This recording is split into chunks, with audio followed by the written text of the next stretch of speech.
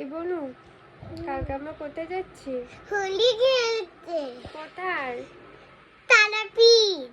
তারাপীঠ? হ্যাঁ। কখন যাব আমরা? সকাল সকাল না, এখন বাজে রাত্রির 11টা। আবার কালকে সকালবেলা আমরা রেডি হয়ে ব্লগটা স্টার্ট করব, ঠিক আছে? হ্যালো এভরিওয়ান, আজকে তোমাদের সাথে তারাপীঠ যাওয়ার ব্লগটা শেয়ার করব। হ্যালো সবাইকে, গুড মর্নিং। গুড মর্নিং বনু। আমরা কোথায় যাবো এখন? আমরা এখন রেডি হয়ে গেছি, এবার আমরা বেরোবো। বাইরে গিয়ে সবার সাথে দেখা হচ্ছে। কি নিয়েছো বনু এটা? গোপাল দাদা। 14 মার্চ দোলের দিনকেই আমরা গেছিলাম শান্তিনিকেতন। তাই অনেকটাই সকালে ঘুম থেকে উঠে রেডি হয়ে নিয়েছিলাম, কারণ আমরা গাড়িতে যাবো আর সকাল সকাল বেরোলেই দুপুরের মধ্যে পৌঁছে যেতে পারবো শান্তিনিকেতনে। এখানে তো আমরা সবাই বেরিয়েও পড়েছি, আমাদের কেমন লাগছে অবশ্যই জানিও। আমরা প্রায় সকাল 8টার দিকে বেরিয়ে পড়ছিলাম, আর সকাল সকাল তো কিছু খেয়ে বেরোনো হয়নি, তাই এখানে একটু রেস্ট করে নিয়েছিলাম এবং সকালে ব্রেকফাস্টটাও করে নিয়েছিলাম। এই জায়গাটা শক্তিগড়ের আগেই, খুব সুন্দর জায়গা, আমার খুব ভালো লেগেছিল। এখানে ছোট্ট একটা পার্কও ছিল, খুব মজা পেয়েছে আমার বনু এখানে খেলা করে। আর পুরো পার্কটাতে অনেক সুন্দর সুন্দর ফুল গাছ লাগানো ছিল। এই পার্কটাতে গোলাপ গাছের কালেকশন এত বেশি ছিল, আর প্রত্যেকটা ফুলের কালার খুব সুন্দর, খুব ভালো লাগছিল দেখতে। সেদিন যেহেতু দোল ছিল, সব জায়গায় রং খেলা হচ্ছিল, এখানেও রং খেলছিল সবাই, কিন্তু আমরা তো একটু রং খেলিনি, কারণ আমরা ভেবেইছিলাম শান্তিনিকেতনে গিয়েই রং খেলবো আমরা। এখানে বেশ অনেকটা সময় আমরা ছিলাম, এরপরে আইসক্রিম নিয়ে সোজা চলে গেছিলাম গাড়িতে। আর তারপরে আইসক্রিমটা খাওয়ার পর তো ঘুমিয়েই পড়েছিলাম, কারণ বেশ অনেকটাই যেতে হবে। এর মধ্যে আর গাড়ি থেকে কোথাওই নামবো না, ডিরেক্ট শান্তিনিকেতনে গিয়েই নামবো গাড়ি থেকে। দেখাও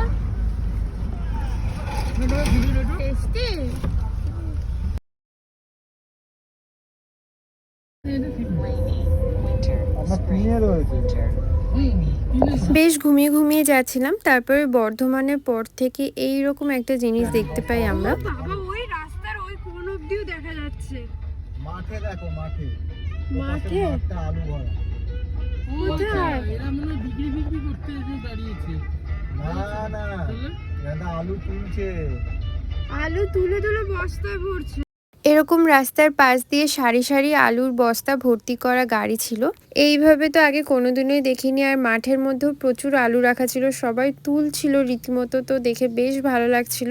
এরপরে ফাইনালি আমরা শান্তিনিকেতনে পৌঁছে যাই, তখন বাজে প্রায় 2টো, এবং ওখানে গিয়ে জানতে পারি আমরা যে দোল উৎসবটা দেখার জন্য এসেছিলাম সেটা সকালই হয়ে গেছে, 8টা থেকে 9টার মধ্যেই। কিন্তু তাও ওখানে প্রচুর ভিড় ছিল, এতটাই ভিড় ছিল যে হাঁটা যাচ্ছিল না। এরপরে আমরা চলে গেছিলাম সোনাঝুরির মেলাটা দেখার জন্য। তো সেখানে যেতে যেতে প্রায় আমাদের 4-5 কিলোমিটার হাঁটতে হয়েছে, কারণ ওখানে কোনো রকম গাড়ি ঢুকতে দিচ্ছিল না, পুরোটাই হেঁটে যেতে হবে, আর প্রচুর মানুষের ভিড় ছিল। এতক্ষণ ধরে হাঁট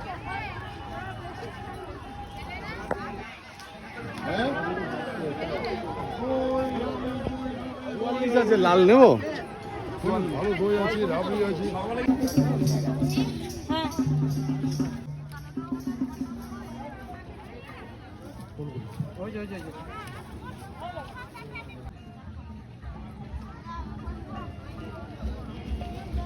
সোনাঝুরি হাটটা কি এটাই?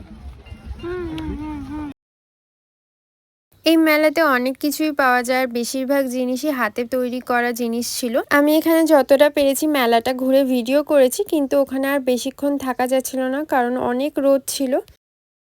এমনি গালে দিতে হয়, ছুটতে নেই আমি।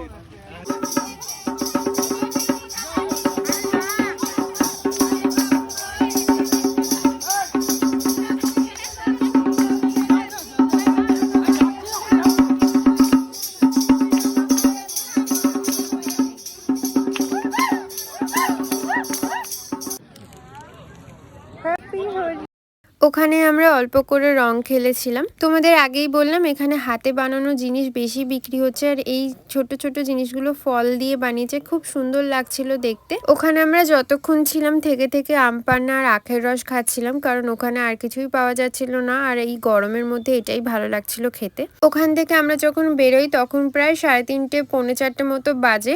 এরপরে দুপুরে খেয়ে নিয়ে চলে গেছিলাম কঙ্কালীতলা মন্দিরে। এই মন্দিরটা 51 সতীপীঠের মধ্যে একটি। এখানে সতীর কোমরের এক অংশ পড়েছিল। মন্দিরটা খুবই সুন্দর দেখতে ছিল এবং আমরা চলে গেছিলাম মায়ের মন্দিরে পুজো দিয়ে দেওয়ার জন্য।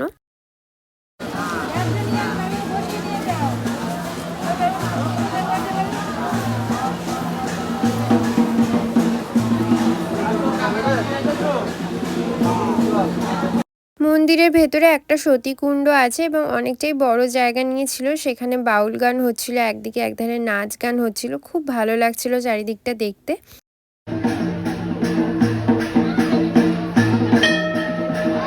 মন্দিরে আমরা যখন গেছিলাম তখন বিকাল ছিল আর ওয়েদারটাও খুব সুন্দর লাগছিল। আমরা বেশ অনেকক্ষণ ছিলাম ওখান থেকে, যখন বেরোই প্রায় 6টা মতো বেজে গেছিল। আমি বোলপুর শান্তিনিকেতন খুব ছোটবেলায় এসেছিলাম, আমার কিচ্ছু মনেও নেই, এতটাই ছোট ছিলাম তখন। আর এবারে এসে তো আমার খুব বেশি ভালো লেগেছে, আর আমরা সবাই মিলে অনেক মজা করেছি সারা দিনটা। এরপর আমরা তারাপীঠে চলে গেছিলাম, কারণ আমরা ওখানেই স্টে করব, ওই জন্য 9:30টার মধ্যেই পৌঁছে গেছিলাম। এই যে আমার বোন ঘুম থেকে উঠে পড়েছে, ও আর আমরা সবাই খুবই বেশি ক্লান্ত হয়ে পড়েছিলাম, কারণ এতটা সময় ধরে গাড়ির মধ্যে ছিলাম, খুবই কষ্ট হচ্ছিল, মনে হচ্ছিল কখন হোটেলের মধ্যে যাব আর ফ্রেশ হয়ে গিয়ে ঘুমাবো। আজকের আমাদের হোটেলের নাম ছিল ওম, আর একদমই মন্দিরের সামনে ছিল। এরপরও তো আমরা চলে গেছিলাম হোটেলের ভেতরে।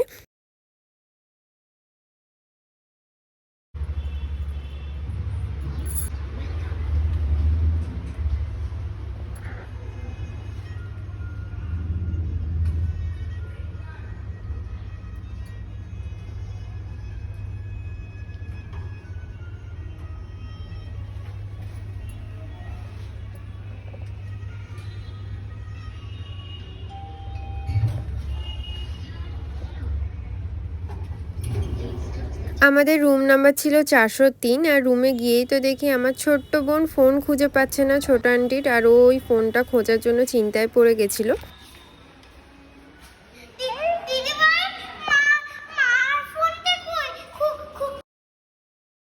অনেকক্ষণ খোঁজাখুঁজি করেও তো ফোনটা পাচ্ছিল না, তাই জন্য কাঁদতেই শুরু করে দিয়েছিল। অবশেষে ফোনটা পাওয়ার পর ও একটু শান্ত হয়। আমরা যে রুমে ছিলাম সেখানে একটা খুব সুন্দর মিরর ছিল, আর এত সুন্দর মিরর থাকলে তো একটা মিরর ভিডিও নেবই, তাই ছোট্ট করে একটা ভিডিও নিয়ে নিয়েছিলাম। এরপর সোজা আমি স্নান করে নিয়েছিলাম। তারপরে রাতে খেতে খেতে তো বেশ অনেকটাই দেরি হয়ে গেছিল। আজকের জন্য এতটাই। তোমাদের আজকে পুরো ব্লগটা কেমন লাগলো অবশ্যই জানিও। ভিডিওটা তো বেশ অনেকটাই বড় হয়ে গেছে, কিন্তু আমি চেষ্টা করেছি সমস্তটা শেয়ার করার জন্য। আজকের হোলি স্পেশাল এই ব্লগটা তোমাদের ভালো লাগলে অবশ্যই আমার ইউটিউব চ্যানেলটাকে সাবস্ক্রাইব করে দিও। নেক্সট ভিডিওতে দেখা হচ্ছে। টাটা।